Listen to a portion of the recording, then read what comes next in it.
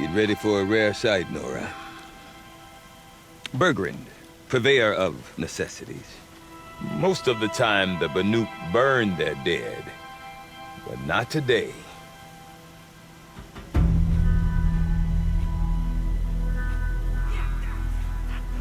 Because the bodies couldn't be recovered.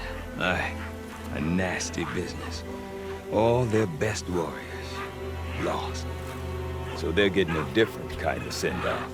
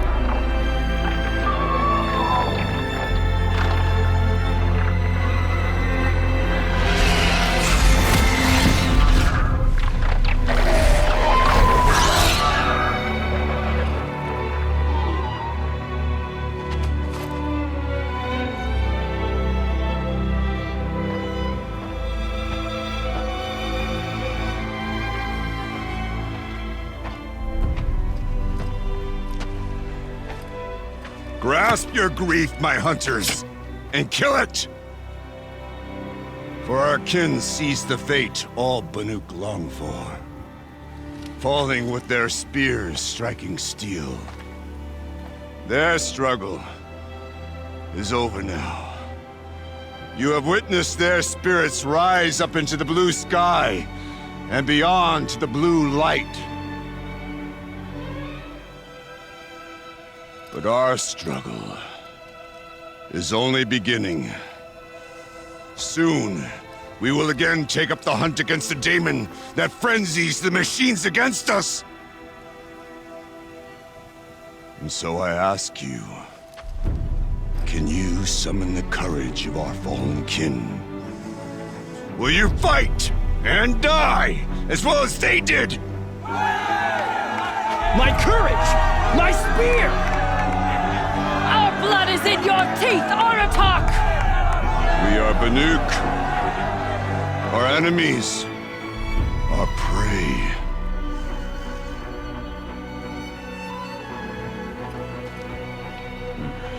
The daemon. That frenzies the machines. Machines that wiped out their best. And what do they want to do? Go back up there. Fools. A little advice, for free. Aloy. Aloy. I've been up here for 2 long winters, and I still can't make sense of the Banuk. Take this ruckus. It started with one of their shamans, Ourea, spouting on about spirits and daemons up on Thunder's drum. So they march their Warwick up there, and half of them get slaughtered by machines. When Ourea vanished, I thought the crazy might have gone with her. But no. Here's Big Aratak, gearing them up to do it all over again.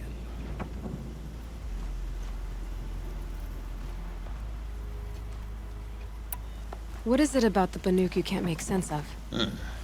Well, everything's a test to them. A hardship to endure. A challenge to survive. Seems like they don't have much of a choice in a place like this. Yeah. A land cold enough to crack teeth, filled with wild animals. You'd think they'd accept a little reasonably priced aid. Oh, believe me, I've tried to convince them. But a Banuk with nothing left to prove might just lie down and die.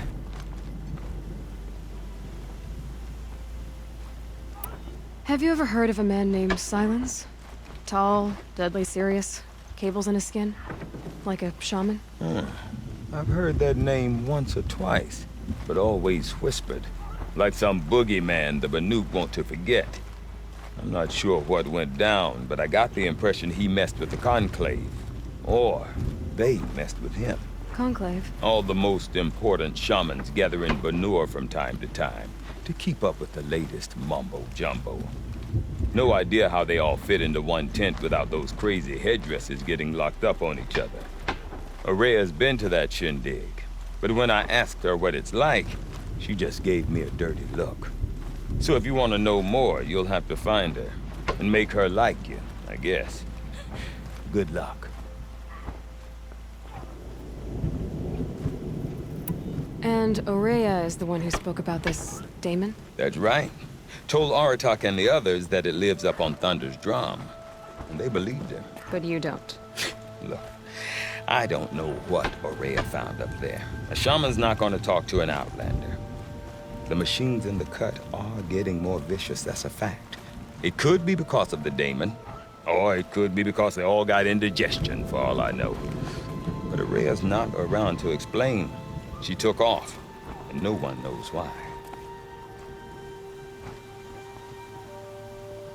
Is Aratak a renowned warrior around here? He's a Werik chieftain. His voice carries a lot of respect. Not that you hear much of it. Man talks about as much as a dead fish. But when he and Aurea came to town with their Werik, it drew more Banuk to this little burg than I'd ever seen. Know what else I saw, Aloy? My own little trade route, stretching all the way back to the claim. Then, he goes and leads them off to their death at the claws of angry machines. So much for my best customers. What are these Weriks about, Bergrand? Some sort of tribe within the tribe? Yeah, not like our clans back home.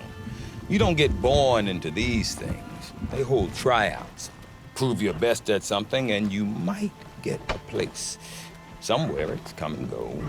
Some last as long as Melon. The whole Banuk territory, Banur, is just a bunch of the biggest, oldest Weriks. I'm not sure if I'm less confused or more confused. Well, here's the sure thing. Each Werik has a chieftain and a shaman. They make the decisions. All well and good, except the chieftains are hard-headed, and the shamans have their heads in the clouds. You said you've lived out here for 2 winters? Aye.